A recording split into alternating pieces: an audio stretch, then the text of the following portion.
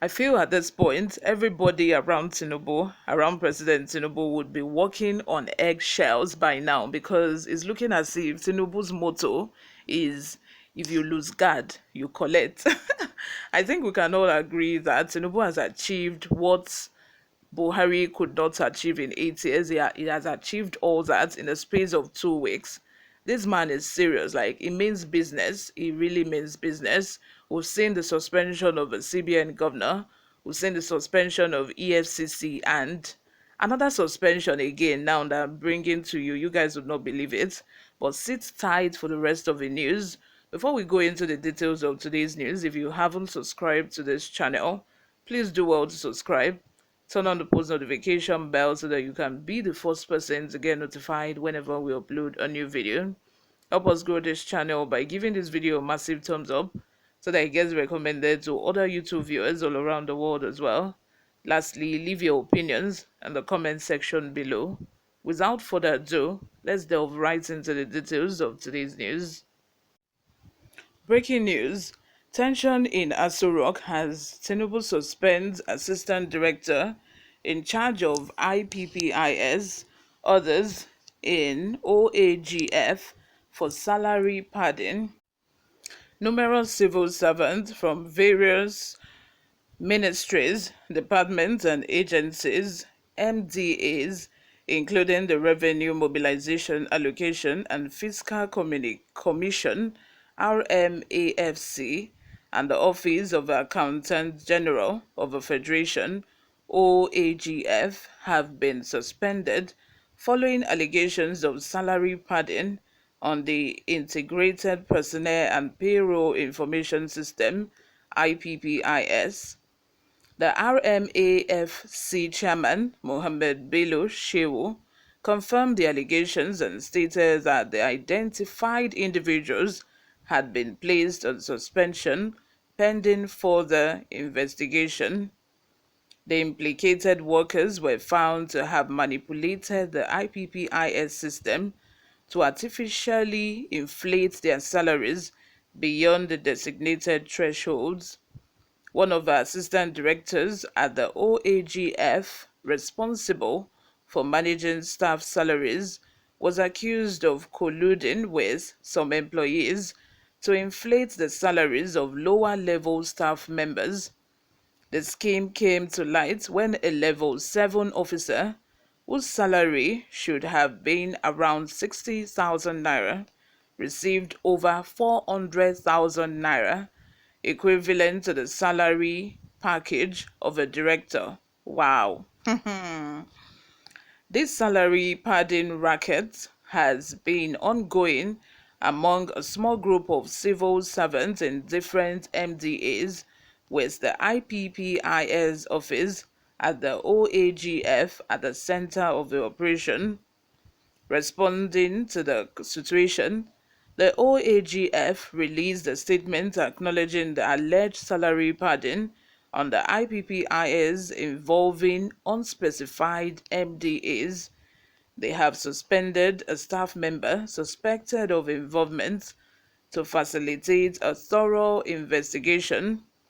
The OAGF is implementing necessary measures to enhance controls over the IPPIS payment platform, and an independent forensic audit of the entire payroll system is underway to determine the extent of the breach.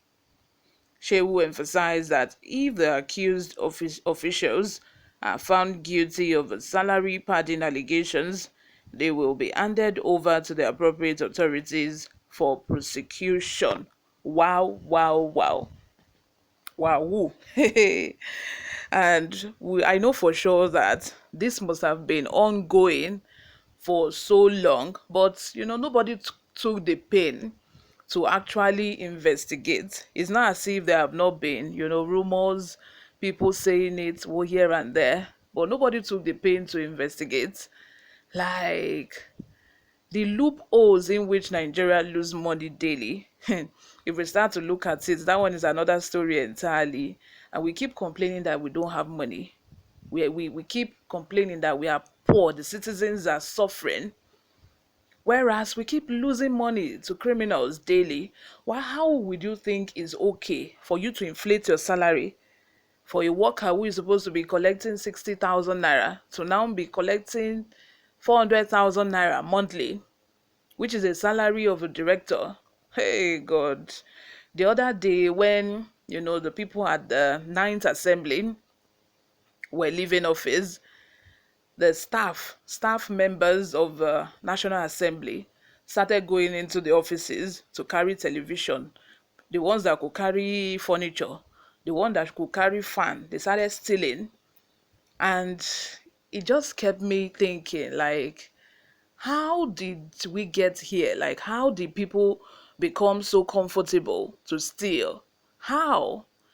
And I'm just like, it's really not their fault, when we think about it, because it's not as if it's just like everybody in Nigeria is now criminally minded, one way or the other, because we see government properties as national cake. Like, let me just take my own. Those people that are stealing billions, what has happened to them? What has anybody done to them? Have they been arrested? Like, it's a culture of not seeing people who have committed crime get as a pay for their crimes. Is that culture, that mentality that makes, people think that, okay, it's okay for me to do it because so and so that stole billions of naira, who arrested him? Nobody. So if I carry fan, or if I steal like 100K, or I just had like 300K on my salary, nobody will notice.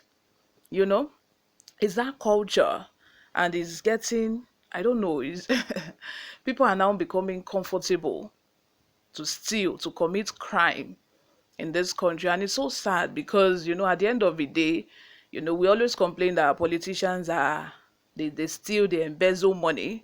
But it's the kind of society and the environment that we are in. Because I know that, once upon a time a state had a governor like that, that would not overspend, that would not want to overspend, that would always want to manage state funds, and people started calling him Dejo because it would not go overboard with spending government money. In fact, when he was leaving office, according to, he told people not to go away with government cars, not to touch government properties. And people were calling him names as if what he's doing is out of the ordinary. Meanwhile, he's just trying to do what is right. You guys, let me have your thoughts in the comment section. In fact, if we start to talk about this, in fact, we'll sleep here because I don't know. This country, may God help us. If you haven't subscribed to this channel, please make sure you subscribe. Turn on the post notification bell if you haven't already. Share this video with your friends and family. I will see you in my next video. Bye for now.